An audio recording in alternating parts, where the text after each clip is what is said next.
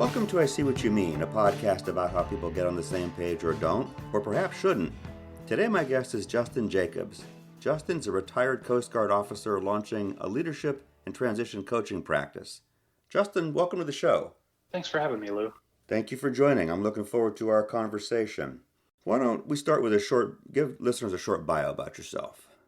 Sure. I went to a maritime academy for college, and when it was time to graduate and go get a real job, the Coast Guard came and said, hey, join the Coast Guard. And I didn't know what else to do, so I did. And I served for 22 years in the Coast Guard in maritime safety and security, doing regulatory compliance and foreign port security audits, and got to travel and see a lot of the globe, and got to live in a lot of great places, meet a lot of great people. And I hung it up just recently and have decided to start a coaching practice focusing on leadership and people in transition. Excellent. And transition is a theme we're going to talk some about. You have an interesting story about coming to know yourself that allowed you to get on the same page with others in both your personal and professional life. Let's start there and talk about how you did that and how that continues. It's a never-ending task or journey we're all on. How it continues as you leave service and launch the coaching practice. Yeah, so in 2010, I was given my first formal leadership position within the Coast Guard. And the Coast Guard does a very good job at teaching us our craft or our specialty, but it doesn't do such a good job on formal leadership training. And so I had become competent in the thing that I had been doing up to that point in time, such that I could take a position of authority, but there wasn't really any leadership training that went along with that. And so I felt out of my depth. I felt like I was posing as the leader without really having the training that I needed to have to do it effectively. And so I felt personally that I was leading somewhat out of fear or out of a worry that they were going to find me out and recognize that I wasn't doing a very good job. I had a great team of people that were working for me and were doing the best that they could do, but the challenges that I was coming up against, I just didn't know how to answer. And the third year that I was in that job, the third and final year, I was fortunate enough to get picked up for a new mid-grade officer transition course, which was supposed to help junior officers transition into leadership positions and be effective when they were given that authority. And it was remote for most of the time, and we did 2 sessions in person, but it made us do a deep dive into who are you, what is your personality, what is your leadership style, what is your Myers-Briggs, and these sorts of things. The books that we read, the conversations that we had, was the first time in my life I'd ever actually done any real introspection to who am I? Why do I believe the things that I believe? Why do I act the way that I act? Well, let me ask you a question. When you saw that was a part of the curriculum, did you think it was related to leadership? Did you ask, why are we getting into this? Or did you realize that you were ready for that? I was absolutely ready for it. I think I had been hungry for it up to that point in time, and a little angry at the organization for not having given it to me sooner. Yeah, okay. And thankfully, each of the people that were in that first run through of the course were just sponges, soaking it all up. We were fully committed to learning what we were being presented, which made it for a really excellent cohort. Right. We said that we were building the plane in flight because the instructors were still trying to figure out, well, what are we going to teach on and what's that going to look like? And so at the end of that time, when I had gotten all this new information and I had spent a year really doing a deep dive on who I was as a person, I realized, like, wow, you made so many stupid and simple mistakes that if you could go back 2 or 3 years with what you know now about yourself, you could have brought that to the table when you were trying to get on the same page with others. But if you don't know who you are, you can't bring to the table what you want and what you need and how your mind thinks when you're trying to get on the same page with somebody else.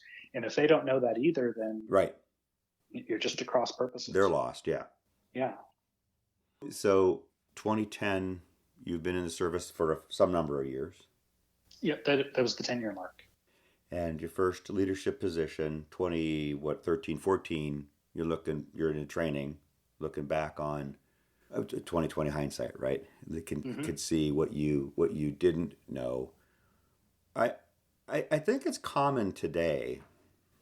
There's so much The internet has just changed our lives in so many ways. And one of the things I think is true is that we have access to so much information about leadership. It just happens to be it's a major market and right and like a little sub economy and within our economy on its own, ranging from books that leaders have written. You retire from the service at a high level. You retire from a CEO position in the private sector. You write a book, and maybe a good book. I'm not disparaging. I'm saying you write a book.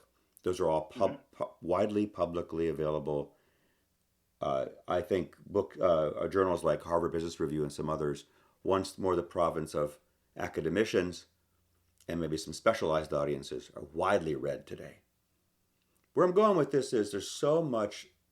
We could look on LinkedIn. You and I are both on LinkedIn. You can see leadership topics, issues, posts, trainings in the feed all day long.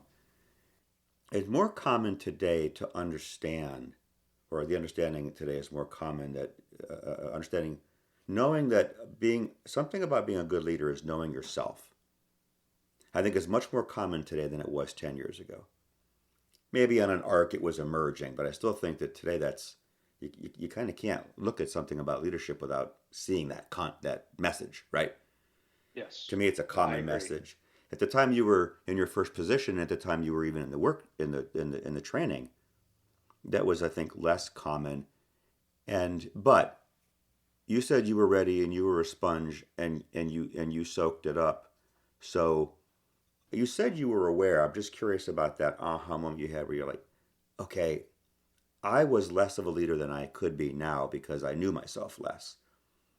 But did that connection just kind of come to you? Was it an epiphany, like the eureka moment, or did you look back on your leadership time and see, did it sort of emerge in your mind as, oh, I could have done some things differently and now I'm seeing a pattern? How did that work at that time? I would say that there were a number of small ahas that over a period of time turned into one big aha. Mm-hmm. And I'm experiencing a similar one now as I go through a transition and changing what I did for 22 years into something completely different. And I agree with you that people have been writing about leadership for decades, but I think that there's been a change in what that definition of leadership is, from management of organizations to mindfulness as an individual who needs to lead people that are also seeking that mindfulness or know more Good about point. themselves than we have in the past. Good point. It is no longer acceptable for a person in a leadership position to tell somebody else, go do this thing, without giving them a reason why. The generations behind us expect to have the why. Go do this. Well, why do I need to do this? Because I said so.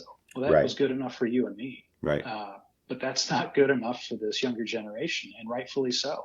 If you haven't done a good job explaining what the vision of the organization is, what the strategy is to achieve those goals, what part I play in the organization and how I benefit you when I do my job well, then I have much less desire to do the best that I can do, because I don't know whether the work I'm doing means something or not. And I know that the DoD is struggling with this right now because they're continuing to teach leadership the way that they did in the 20th century to a 21st century generation that wants to know why. Because I said so is no longer a sufficient reason. That surprises me. That surprises me. We don't need to talk about DoD, but I'm surprised you said that. I thought intent-based leadership and servant leadership, I thought those were more ingrained now in military leadership practices and training, but I could be wrong. They have changed over time. I guess the difference is I think that resilient teams are ones where relationships have been built on a shared understanding of what it is that we're here to do. I agree. The part that we each play, what's expected of each individual, and a trust that they're going to do it. And not that that didn't exist in the past, but it's different. I think there's a greater recognition of it. Here, let me tell you how I think about this, and let me get your reaction. let's take American football. So it's offense. They're in a huddle and they break the huddle and go to the line of scrimmage. There's 11 guys on the field, and 11 guys are going to perform 11 acts upon the snap of the ball. There's 11 guys in the defense who have something else in mind, and so they're going to attempt to disrupt. They have objectives too, and they're going to attempt to act in as a means to the end of accomplishing their objective, which conflicts with what the offense wants to do.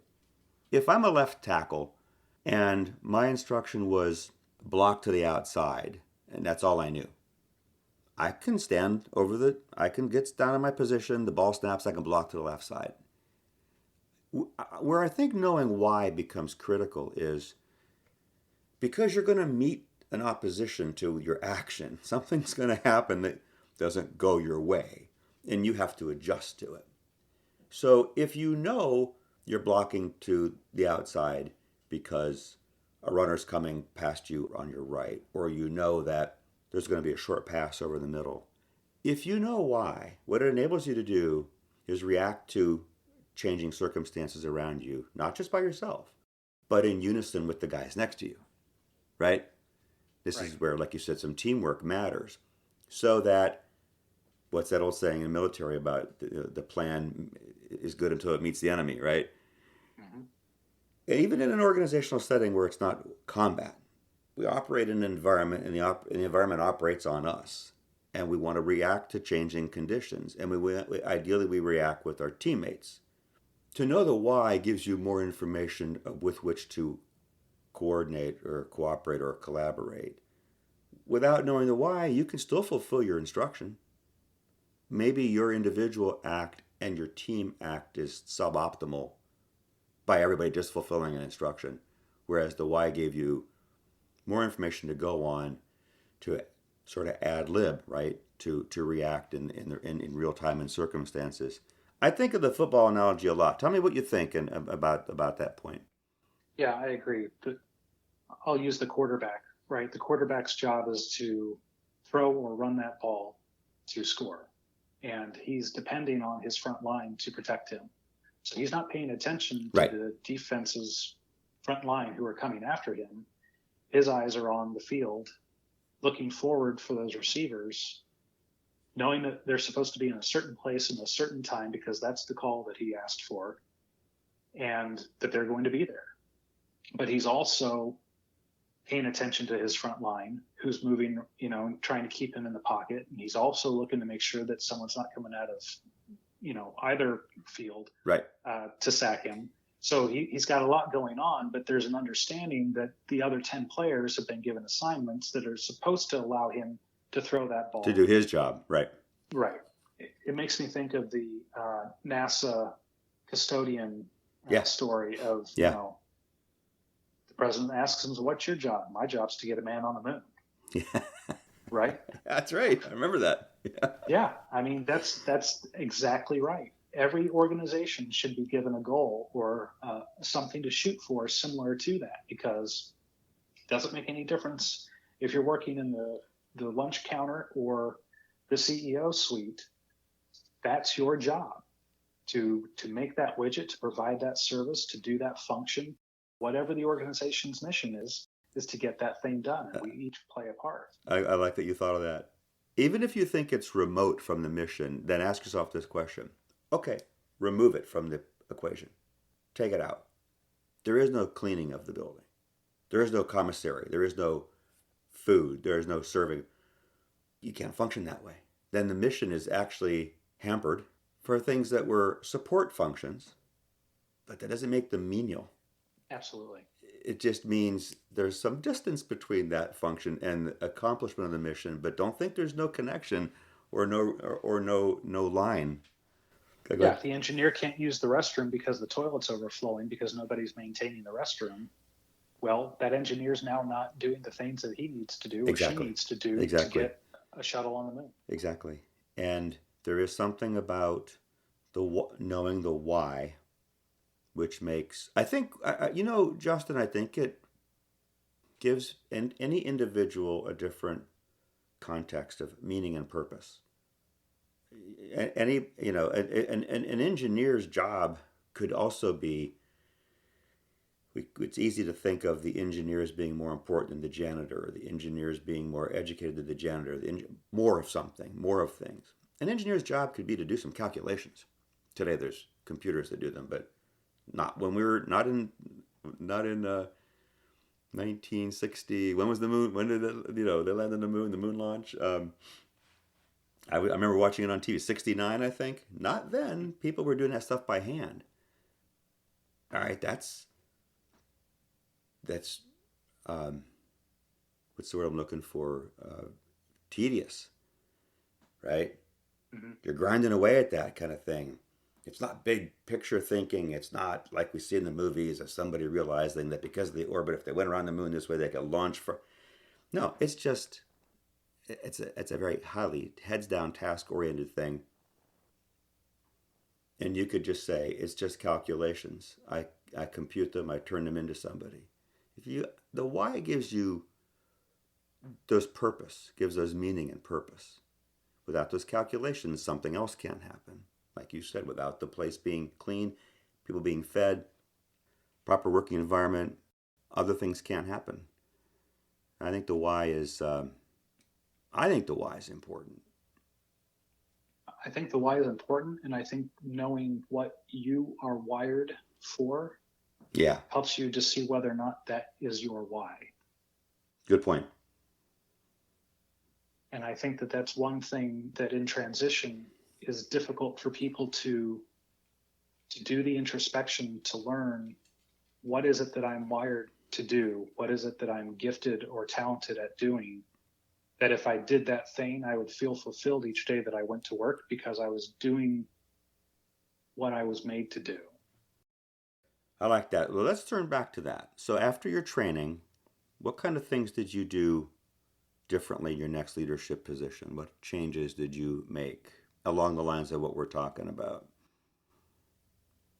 So to the mindfulness piece, a lot of what we were talking about was, well, if you as an individual understand the way you're wired, what your Myers-Briggs 4 letters are, or if you're an introvert or an extrovert, or those very simple things, everybody, once they've filled out those tests or they've read those books and they've seen that they perfectly align with a certain set of attributes or a certain set of characteristics, it's not like it's some kind of earth-shattering moment where like, I had no idea. You usually go, oh, True. that's exactly right. That's True. exactly the way I feel. It's True. just been put into words It so is that I that, understand it. confirmed. Yeah, right. Right. And so the thing that's so awesome about it is that we all are right on the cusp of understanding what we are or who we are if we take the time to actually think about it. I like that. And the person who is in transition from being one thing and wanting to be something else, if they don't know exactly what that is, it can be extremely difficult, especially today where everybody is told you can be anything you want to be. We are all capable of going and getting the education or the training or the on-the-job experience to be anything that you want to be. Mm-hmm. That's debilitatingly frightening for me. I could be anything? No. Let's narrow it down. How about I have a certain set of ingrained character traits and strengths and mental capacities and physical abilities that make me who I am, and that's wonderful and unique. But that means that there's a very narrow set of things that will truly give me joy when I do them.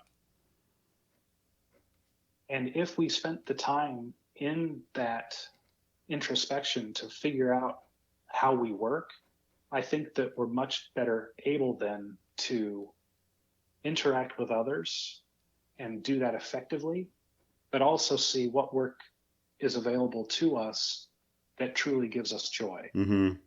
And when I had done that introspection and I learned that I'm an INTJ and I'm extremely introverted as far as getting my energy recharged, I realized that when I was interacting with people who were not that way, that I had to think about that in the moment and communicate in a way that suited them. And when I did that, the conversations were much easier. The outcomes or the things that we needed to get accomplished came much more quickly because I was aware enough to speak in a way that suited their style suited their way of listening and communicating, Good that point. then we quickly got on the same page. Good point. But if I just kept living life assuming everybody's like me and everybody needs to think the way I do and communicate the way I do, then it just ran into nothing but trouble most of the time. And if you thought there was something wrong with the way you thought or felt or functioned, and you should function more like others, that's debilitating. So what I heard you say, which I read into, let me run this by you, was when you understood the communication styles or what it meant to communicate effectively differed for somebody than for you. You learned how to communicate effectively with them, but you respected your INTJ. Yes. Sort of from a place of respect for yourself. You didn't have to say, oh, INTJ's bad, I need to be more, EFT. You respected who you were and learned to communicate effectively so the listener heard, right? Right. And I think that today we call that emotional intelligence. Mm-hmm.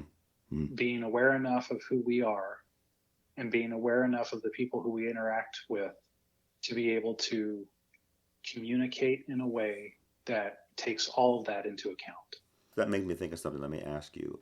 Do you have a definition of getting on the same page? I have a question, but then I realized I want to ask you that first. If I was going to try to get a group of people on the same page in my old job, I guess it would be presenting the mission goal or the strategy that needed to be enacted to achieve, success, mm-hmm. explaining the responsibilities that needed to be fulfilled in order to, make sure every part of the team is doing their job and get us to that place.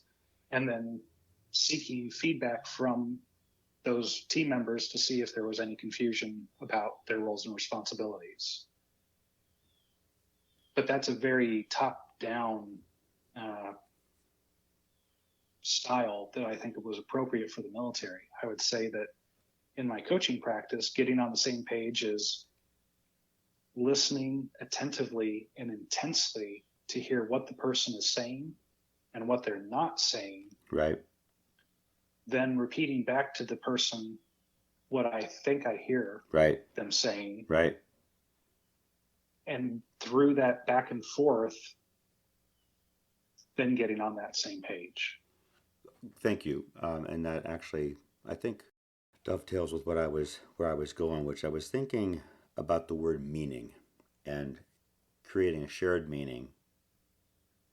I wrote down some things you said about fulfillment, joy, and fit. You didn't use the word fit, but I heard you talking about the concept of fit for a role, fit for a position, a job, a task, a function.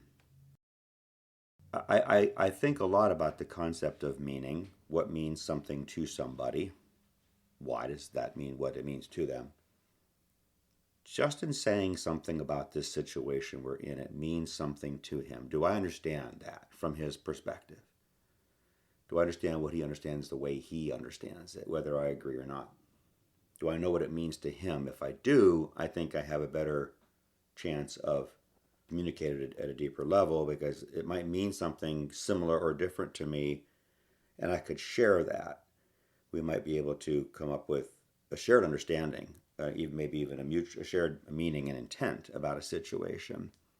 I lost my own train of thought because I was thinking I was going to ask you something about that concept of meaning when I thought, what's your definition of getting on the same page? I've been toying with the definition of getting on the same page, that is, agreeing enough to take the next step together. Now, I put this in mostly a work context. It might apply to other contexts, but most of the coaching I'm launching is workplace related. So 2 people or n number of people on a team agreeing enough to take the next step together, by which I mean there's a commitment to that next step, even if it's exploratory in nature. There's a commitment to a next step to see what happens that we look at together and bring back into the conversation. So there's a lot of ways to talk about getting on the same page that can mean much more than that, but I've been toying with that notion, and I think about meaning as it relates to that because we all see something in a situation and make something of it, right? And we would do something about it as a means to some end. whether that's a personal objective we have or a role objective or a combination. We see something, we make something of what we see, we would act on it in a certain way, perhaps including doing nothing, but we would act on it in a certain way as a means to some end. And those four things to me sort of wrap up into a shorthanded way of saying is, well, what's the situation mean to me? So when you're on the same page with somebody and have to agree to take a next step, there's got to be some overlap, like in a Venn diagram of what Justin and I see, what we make of it, what we would do, and why we would do that thing. We might not even be agreeing completely. Maybe what we're going to do is a test. We're going to test a hypothesis, test an assumption, right? Check a blind spot. But that's okay. We're doing that together. And to me, that means that there's some shared meaning and intent between us. And I think when we have a team experience that's a high-functioning team and the team is really, you get that true feeling of esprit de corps, I think there's a high level of shared meaning and intent. My friend, jump in wherever you want. I wandered all over the map there because I lost my own train of thought, but give me a reaction. Well, when you use the word meaning, I think of the values of the organization or the stated principles or goals of the organization. Mm-hmm. And if I am a part of that organization, then I am agreeing to either tacitly or implicitly to those values. And then out of that set of values or stated goals, then a culture is created. Mm-hmm. Because the organization seeks to do a certain thing, has a meaning that they agree to by being part of that organization. A culture then gets built up around that idea. And cultures take on any variety of different looks and feels. Right. But a person then either identifies with that culture or they don't. Mm-hmm.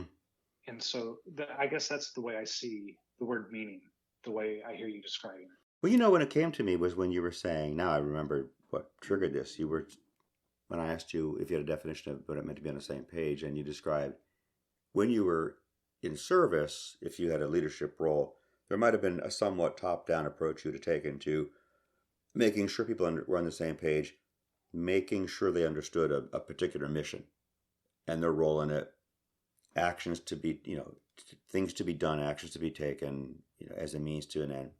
And you said that's a little top down. In your coaching practice, what you described to me was more, if we imagine this in space, a little more lateral. You described. Yeah, you're co-creating a relationship. And that's where when the word meaning came to my mind, because you're also co-creating some meaning, I think. Yes, absolutely. Yeah, I mean, as you're getting to know each other, you're defining terms. You're asking what those mean to you. What does it mean to say that thing or to right? Yeah, and so I guess in a early stage of forming that team or forming that relationship, that's kind of the storming and forming. Yeah, that's a good point. Yeah, that makes sense. It's getting on the same page about those things, and within an organization like the Coast Guard, you join the Coast Guard because it's a multi-maritime military entity that also has law enforcement and humanitarian missions. So you're there to protect people and you're there to protect the environment. If you just take it very broadly. Right. Well, then we automatically then have some assumed meaning that we agree on about why we're there. Yes.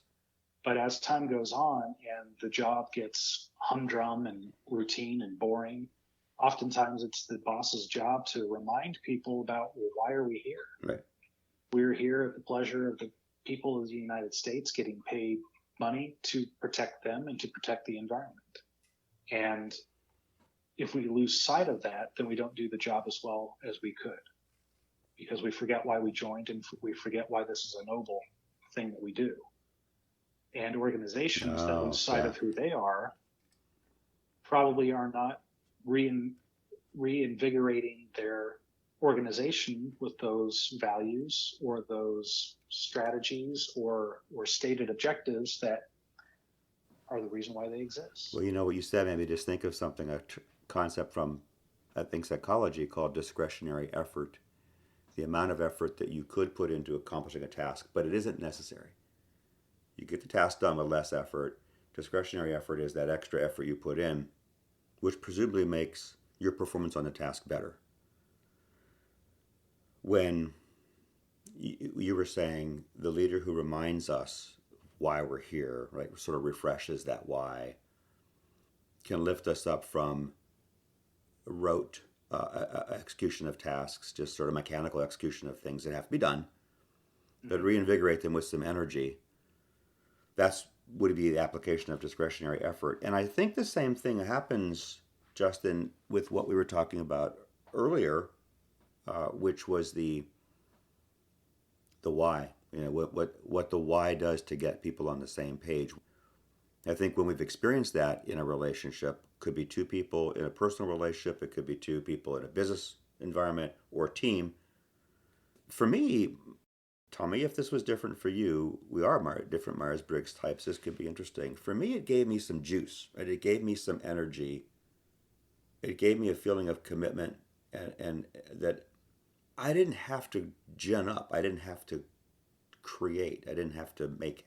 It just was there, knowing why, feeling connected to teammates, working on something, and to me it inspired discretionary effort. That's just a pedantic way of saying I had to work my ass off to get something done under those circumstances, and everybody did, and it felt good.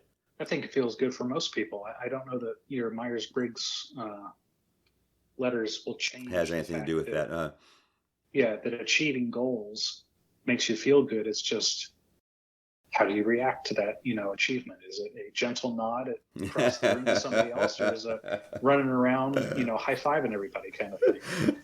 We all have a different experience, however that is for us individually. We have a different experience when we feel that esprit de corps, when we've come together that way, than when we don't.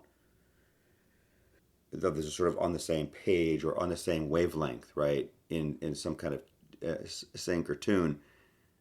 There's an energy with that I think is different than the situations where that's lacking. Maybe the difference is the feeling of the energy. There's a difference in the feeling or the expression of the energy that's felt at the thing.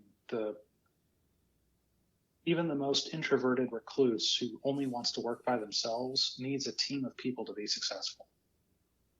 And pick any profession, pick any thing that you want to do, and I will challenge you that you can't do it by yourself. And whether that's a Tour de France bicycle rider, right? Well, that Tour de France bicycle rider didn't invent that bike frame. They didn't make the rubber for the tires. Right. They didn't, they're not the pace car providing sustenance. And so we all need people to be successful. The ability to which we're able to interact with that team successfully will determine our success. And the style of doing that can be different, but I think what you're saying is there is a requirement that it be done. Otherwise, individuals can't achieve the same level or degree or type of success as a team can. Absolutely. There's a favorite book of mine, which you and I have talked about briefly before, called The Knowledge Illusion, Why We Never Think Alone. It's written by a couple of scholars, and they argue that knowledge is actually shared. Knowledge and the construction of memory and the construction of predictions, which is a lot of what we do in conversation when we talk about what's the situation we're in and what's going to happen or likely to happen, what could go right, what could go wrong. Those kinds of things are constructed socially. Now we can obviously sit by ourselves quietly and not speak and do that in our minds. We don't need another brain to do that. But that wasn't what they were talking about. They were talking about in the nature of problem solving. That's a team problem solving. That knowledge is shared, memory is shared, and predictions are shared. And that we don't think alone in those situations. We actually think with others. That's a great book. And that speaks to a Harvard Business Review article, I think, that you posted recently on our teams on their way out. Our team's something that corporate America doesn't need anymore. Mm-hmm. If I remember correctly, you didn't agree with the author's assertion that, yes, they are on their way out because they're no longer effective. Rather, it's that creating a team for the sake of creating a team without a problem for them to fix is a waste of time. Right. But we will all benefit from effective teams that communicate with each other in a meaningful way because we're bringing unique experiences, strengths, and points of view that will help to form a better cohesive picture and solution for whatever problem we've been confronted with.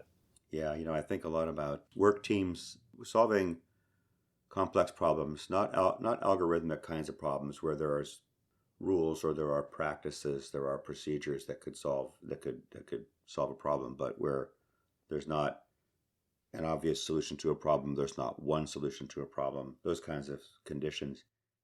That if you have 2 people or 5 people discussing a situation with one another, you really have 2 to n number of mental representations of the situation, right? The situation doesn't physically exist.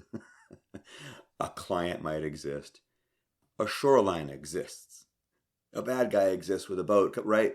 There are things that exist physically in the world, but when you look at events and conditions and circumstances and motivations and cause and effect and all kinds of things that all of a sudden come in conversation come to the surface that people debate, properly deliberate about. We have takes on those things. We have mental models, mental representations of what happened. We know this from decades of witness research, right? How witnesses see one situation and tell different stories of it. So if they're mental representations colored by every individual's experience and perhaps every individual's goal with regard to a situation, because what we would do is a part of the conversation we have with people about what's happening in the situation, we are constructing a reality about the situation together. Yes. If it's true that a boat landed on a shore at night, that's a fact a physical fact. All the other questions that matter come up around it, right? Was it adrift? was it lost in a drift? Was it aiming at the shore? Is it full of hungry people? Is it full of cocaine? All the other questions of motive and intent come around it, which make people assess the situation to do something about it that's contingent on things that are maybe not physical facts but psychological facts. And in complex situations, in complex conditions, it's not always clear if you and I or 5 of us see a situation, it's not always clear that one of us has it figured out and 4 of us got it wrong. We might have pieces of it that we see that have validity to them, and we have to construct something of it together to decide how to act together. Tell me, what comes to mind? It's the blind people and the elephant, right? I'm touching a tree. I'm touching, That's right. A hairy tail. A trunk, right? Yeah, a wall. Yeah, I've got a spear in my hand. It's really a tusk, and yeah, the concern that I have when we start creating a reality based off of our participating in that team is how many of those team members are coming with a whole sense of what they believe, what biases they bring to the table, right. What assumptions they make right. based off of their experience, and does that color their judgment when they're providing their input? Right. And if they all come unaware of who they are and what is true or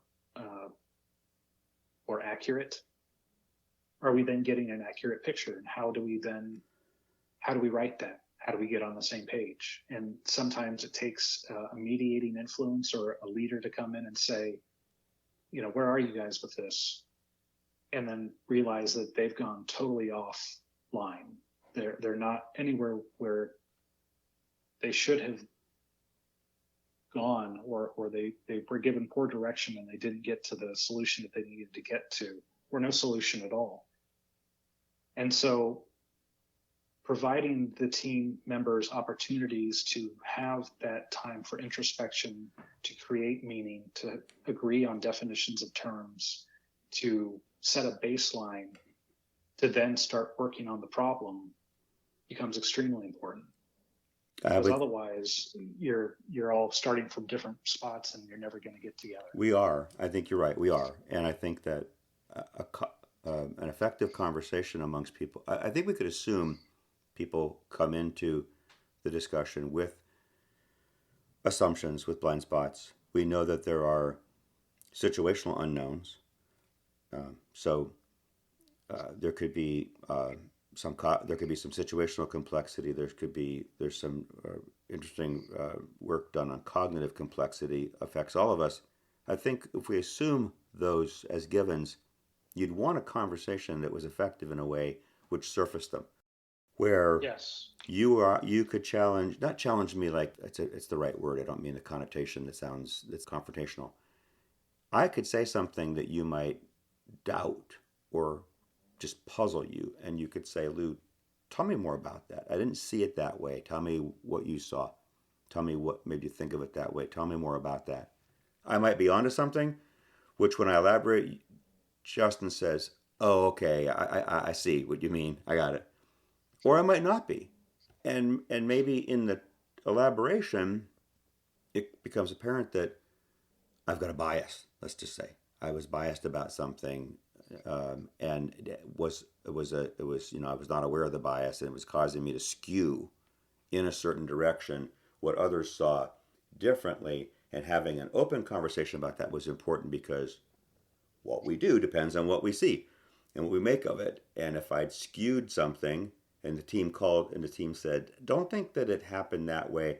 Maybe there's a maybe there's a way to test that, Justin. Maybe there's a way to make a hypothesis out of that and test it so that we can be sure that besides our opinions, we've got some data or some evidence upon which to accept some propositions, reject some propositions, build on them to move on, right? To do the problem solving, to make a recommendation to leadership to act or to take an action as a team. Yeah, I think we go into the conversation assuming blind spots and unknowns and biases and have a way to sort those out. But More importantly, though, are we assuming good intent? all right, good question.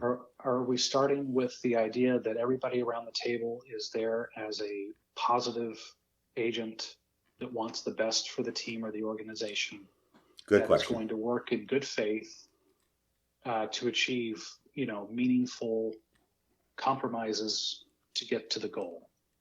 Because as soon as somebody is seen as a negative actor or a negative influence that's trying to derail the process or is just a fly in Yeah. the ointment. And so I think that in recent years, as diversity, equity, and inclusion training has been taking place in the government and in corporations and organizations, having the trust of the people in the organization has to come first. Then you can have those conversations.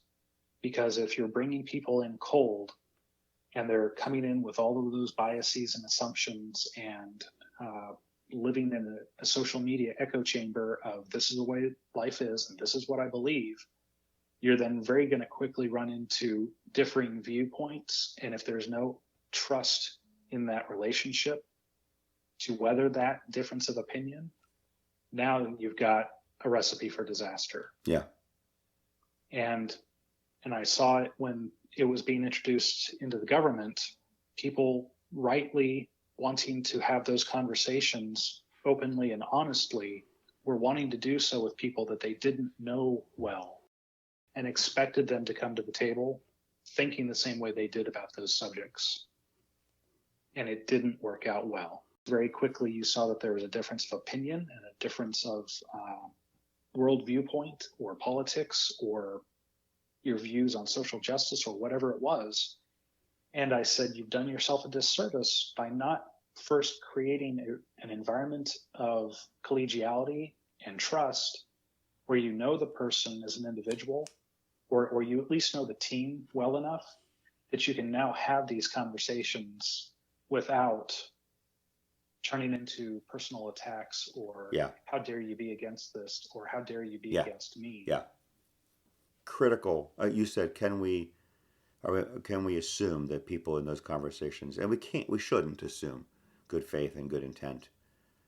I think probably Statistically, we'd find most people most of the time had good faith and good intent, but that just means that some of the time that people don't. I think that in my coaching practice, I could help a team get on the same page quickly if they had good faith and good intent. Because if they do, and they were willing to challenge and be challenged about biases, blind spots, assumptions, you can expect the conversation to evolve in a way in which the truth that the team can know emerges. Right? There's not a capital T truth, but the way a team sees something about a situation will always have, our knowledge will always be limited, and there, we can only make so much of a situation, but we can make more of it collectively if we are being genuine and authentic with our contribution, our participation in that conversation. And those who are not, those who don't have good intent, they will use the conversation, they will use the team, they will use the opportunity as a means to some end, as a means to sabotage something, as a means to bend something, shape it to the way they want it to come out. And I think it's a great point, great caveat you've made that no, I don't think we can assume. I think you have to prove good faith and good intent, and it is not a big proof to make, but I think it Well, needs confirmed. I want to make sure I said it right. I think that you have to come to a new team assuming good intent. Okay. If you don't, then it's already doomed to failure. If all the new team members of that team assume that everybody else is going to do something nefarious or something to sabotage the team, then there's no trust. You have to come assuming everybody is there as a trusted partner that wants what's best for the organization. And then that allows you to start building that trust amongst team members because you're all there for good reasons. But but would you agree that's a trust but verify situation?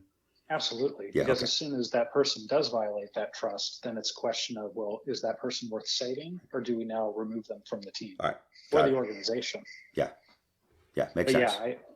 the reason that effective teams, as you were saying, are able to quickly hit the ground running and move forward towards the solution is because they either know each other from before, Mm-hmm. or they all come in as positive actors, assuming the best in the other team members. And then I think that trust then allows you to say, well, I think things should be this way. And somebody else can say, well, maybe, but what about this instead? Instead of immediately assuming that your Right. intent is, evil, well, I can say, Right. okay, well, Right. you want the right thing too. So tell me why you see it different. Exactly. Exactly. All right. I like that.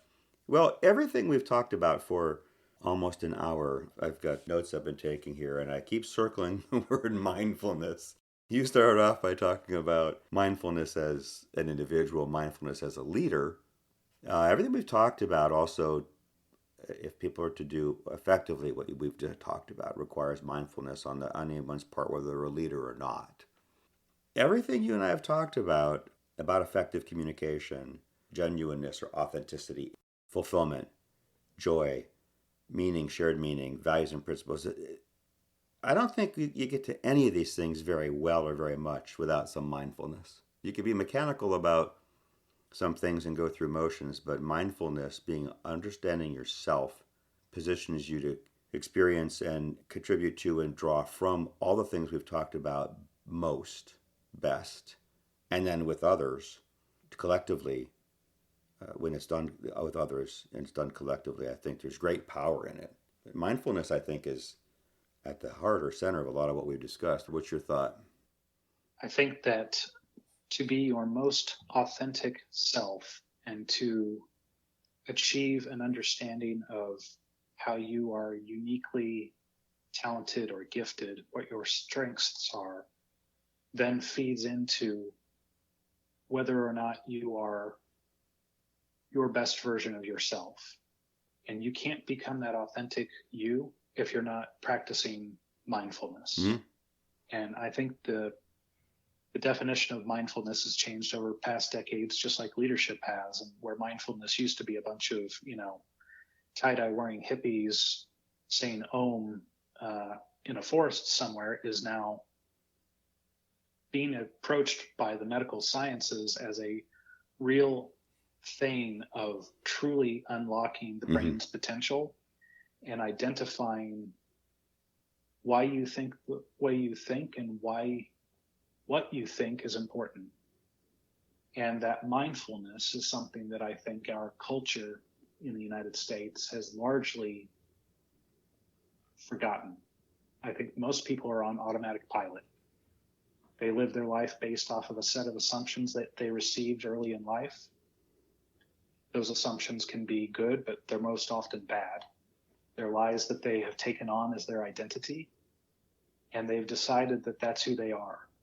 And now they live a life that is miserable in a job that doesn't satisfy, that gets them the money to buy them the things that they think will make them happy, and it doesn't. And authentic people are ones that have decided that there's something better out there. And they're finding through mindfulness that they are so much more than the assumptions that they were taught at an early age and the lies that they took on as their identity. And like a point, let me add on to that, to something you made, a point you made before we began recording. We're not the same person from decade to decade in our lives. We grow, we change too. And so not only is it the case that we could need to challenge assumptions that were given to us by parents, by a religion, by a school system, a source outside of ourselves. We probably would serve ourselves well to challenge assumptions we give ourselves from, over time. Even Justin, when we've learned lessons about something at some point in our life and the lesson made sense and we incorporated it, we acted on it, it might play out differently later in life. Circumstances change, conditions change, requirements change, and sometimes we might have to. This is sort of the perpetual journey that we mentioned earlier about coming to know yourself, allowing you to get on the same page with others. I've been pretty introspective all my life, but there's some ways I think differently at 61 than I did at 51 or 41, appropriately, because I've got 10 or 20 more years of experience. So sometimes we have to remember that even lessons that we learned maybe the hard way that served us well for a time, they might not be eternal. They might not be perpetual. They might have a shelf life to them, or maybe in certain circumstances they apply, but in other circumstances they don't. And I think mindfulness is the only thing that helps you catch that. Yeah, and I don't think that there's any steady state for the brain. I think that we're either growing or we're atrophying. There is no in between. And so are we growing in our ability to understand the way our brains work and why that makes us uniquely who we are? Or are we running on automatic pilot and our brains are just being fed, crap, basically, whether that's the entertainment we consume or the media we consume, the habits that we have created for ourselves. And you can see it. You have friends, you have coworkers, you have people in your sphere of influence that you can see are not happy in life. They're miserable. Their lives are not joyful. And I think more often than not, those are the people that think that their lot in life is outside of their control. It's the people who have chosen to take control through mindfulness, through bold action, through taking risks, jumping out and doing things that other people won't do, that you think, wow, look at that guy or gal. If I could only be like them. Well, you can be. Yeah. You can be exactly like them, but it requires a change in the way you think about things. Yeah. This raises some interesting questions about transition, which we should touch on, but I also want to ask you a question. One of the questions I like to ask is what happens if we can't get on the same page? I think our conversation about mindfulness sheds a different light on that for me. I won't prejudice I'll share with you my thoughts after you go first. For certain circumstances, certain requirements, for couples, personal relationship, for parent-child, for colleagues at work, teams, being on the same page is better than people having separate agendas and working at cross purposes. But we can't always get or stay on the same page Maybe it's a process and maybe we do in time. Maybe there's a wall we hit and we might not get beyond it.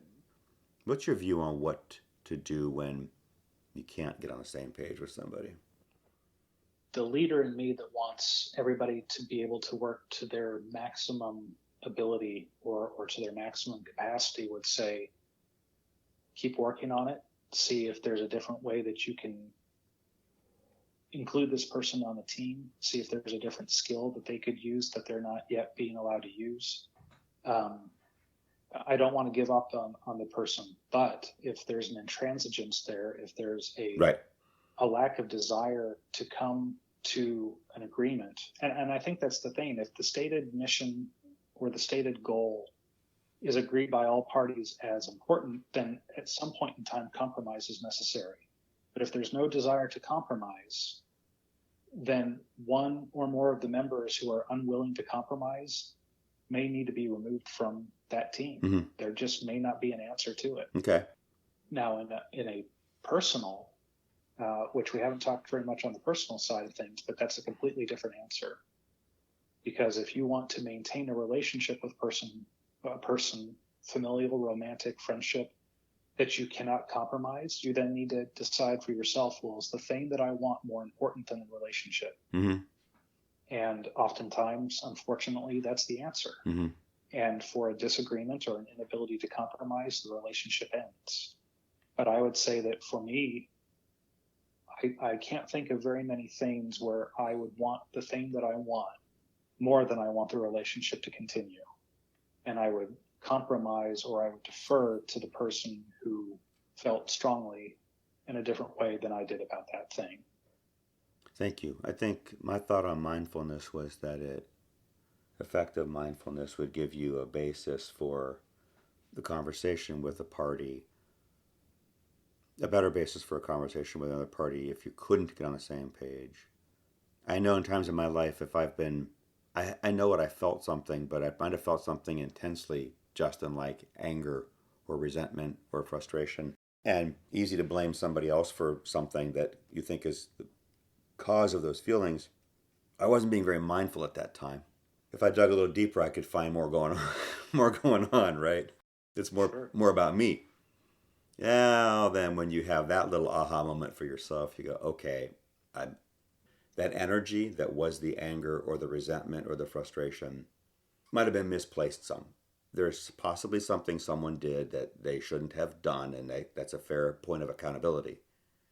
But I might be making more of it because I put my energy into an outward sort of, projected it, targeted at them, like aimed it at them like a target, rather than looking inward and going, where's this? What's the source of this? Where is this coming from? Why is this? Why do you feel so strongly? Not that you should or shouldn't, but asking yourself those questions to examine and dig a little bit deeper. Maybe I have found more, and it changed my view of another person or changed my view of a situation. So all of our conversation about mindfulness made me think, I can't get on the same page with someone, assuming good intent on their part. You've covered the case where there's not, assuming good intent on their part. I probably could have found a way to have more respect for a view I didn't agree with if I was more mindful of myself. So that wasn't their responsibility. They maybe communicated what they had to communicate, and maybe they did it skillfully, maybe they did it roughly. If I had a strong reaction to it and I look inside about what that's about, for me it changed the way I saw them and could react and interact with them, because I gave myself more information to go on. Held I don't know if accountable is the right word, placed on myself some responsibility for something that I was, in being not mindful, was missing, and then had the situation skewed. I've had a lot of conversations about getting on the same page, not getting on the same page, and our conversation about mindfulness just made me have a little aha moment, think about the question of not being on the same page in a different way than I had before. Well, and it can take a long time of practicing mindfulness in whatever form that takes before you have your first aha moment. The team may not be able to wait for that person to get to that point. And so maybe it's okay to say, you know what, we're taking a pause. You're going to be taken out of the team. We need to continue to move forward on this. But we're not kicking you out of the organization. We still value your input. We just want you to work on these things, figure out more about yourself and what you bring to the table. And then we're going to plug you back into a team or the team when you're ready. And an organization that cares about its people, I think, will take the time and the effort to do that. Right. But on the flip side, the federal government and the military both have trial periods for new employees. And if you're unable to conform to the lifestyle or the ethos of the organization, you're canned. That's it. See you later. Bye. We don't have time. If you're unwilling to abide by the standards or the principles of the values of the organization, you've had an opportunity. You've been given warnings. You've been given the proper training. Right. And you don't conform. So we're done with you. Right. You'll find something else to do. Best wishes. Justin, thank you for joining the podcast today. Lou, I appreciate it. It was, I wasn't sure what the conversation was going to go, but I thought we covered a lot of really good ground. We did cover a lot of really good ground. I believed we would based on discussions we've had before and even some of our LinkedIn exchanges, always thoughtful and penetrating. I read something on LinkedIn yesterday, which was challenged, but that's okay to challenge things, but about curiosity and Einstein and Locke or somebody, and curiosity and solving tough problems. And I think all of our exchanges have been probing, right? We were trying to get to understand something deeper, and I appreciate that about you. Yeah, I think we're both probing for truth, but we're doing it in an extremely positive and respectful manner, which I think is something that has been lost in the national discourse. You and I I agree, and we could have a whole episode on that. I know I feel sometimes like I see something on LinkedIn and I want to write back a sharp response. But if I do, it maybe feels good for the second that I hit send. If I don't, and I make a more measured response, it's almost without fail, Justin, more satisfying. I've had some engagements with somebody that could have gone very bad very quickly that just remained respectful, and some more information was exchanged about a view, about a statement, about something. I don't have to agree, but I like the more respectful exchange. For me, it feels good, and I'm glad to have had it with a stranger, let alone, inconsequential, and nothing was going to come of it necessarily, but just it was like, okay, that was respectful, and that feels better than zingers. Yes, and because everything that I put on the internet will be on the internet forever and will be brought back, in some future time by somebody to try to zing me, I try to default to talking to the person online the same way I would talk to them face to face, with respect and kindness and positivity, and I hope to learn more about what it is that they think and why they think that. Well said, and we'll leave it at that. Thank you, my friend. I appreciate it. Thank you, Luke. All right, have a good one. You too. Bye-bye. And that's how we see it, my friends. I want to thank Justin for recording today's episode. You can find it at iseewhatyoumean.castos.com, plus all the usual places. Send questions and suggestions through your app. Subscribe and give me a 5-star rating unless you can't, in which case, tell me why.